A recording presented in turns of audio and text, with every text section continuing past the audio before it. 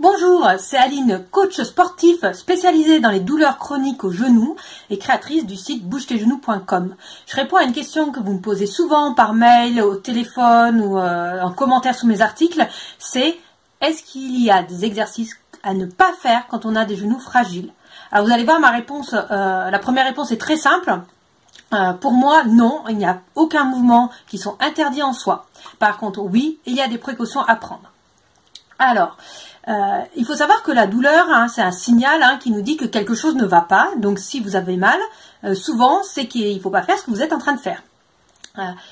Pour autant, il n'y a pas d'exercice autorisé ou pas autorisé. Il y a surtout, vous, comment vous sentez par rapport à vos genoux, par rapport à votre douleur. Et là, selon les pathologies, on n'a pas la même tolérance à la douleur.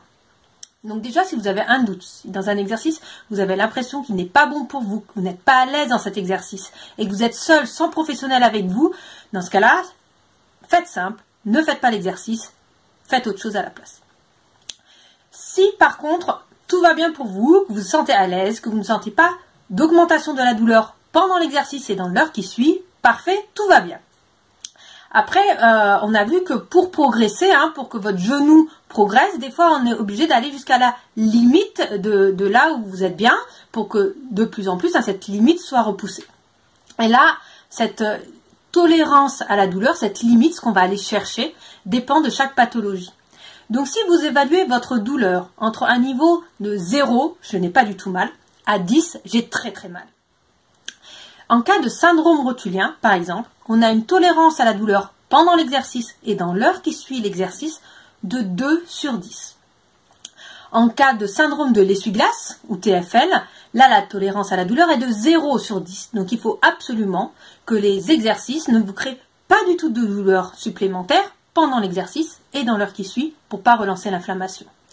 Par contre, en cas de tendinopathie, on a une tolérance à la douleur plus élevée puisque vous pouvez aller jusqu'à un niveau de 3/10. Donc ça, c'est au niveau douleur, qu'est-ce que vous pouvez accepter ou pas quand vous faites un exercice. En cas de doute, vous sautez l'exercice et puis c'est tout. Ensuite, ce qui va être important, c'est deux autres éléments. Plus que savoir quel exercice vous pouvez faire, quel exercice vous ne pouvez pas faire. Ça va être surtout d'y aller progressivement. Parce que vos genoux, pour pas se blesser, Simon a fait une vidéo sur ce thème-là, il va falloir vraiment y aller petit pas par petit pas, surtout si vous avez des genoux fragiles. Et puis des fois, on ne ressent pas la douleur pendant l'exercice, ou alors vous n'êtes pas encore capable de sentir les premiers signes qui font penser que va y avoir une douleur. Donc c'est pour ça, surtout quand vous essayez un nouveau mouvement ou un nouveau sport, allez-y vraiment plutôt en dessous de vos capacités au début, et puis vous augmentez au fur et à mesure si tout va bien. L'autre chose, c'est de faire très attention à vos placements. Il y a des placements qui vont être mauvais pour vos genoux et des placements qui vont être bons pour vos genoux, qui vont les protéger. Et c'est surtout ça qui est important, c'est de faire les mouvements avec les bons placements. Donc sur ma chaîne YouTube, dans mes programmes, je vous propose toujours des éléments, des repères pour que vous puissiez auto-vérifier vos placements. Et puis j'ai créé un guide, le guide des 7 erreurs les plus fréquentes des personnes aux genoux fragiles, dans lequel je vous montre notamment les mauvais placements et surtout quels sont les bons placements. Il y a des photos, des explications pour vous aider à comprendre comment bien vous positionner dans les exercices. Donc je vais vous mettre le lien sous cette vidéo, le lien vers la vidéo de Simon qui parle de la progression pour prévenir les blessures et un lien vers le guide des 7 erreurs à éviter.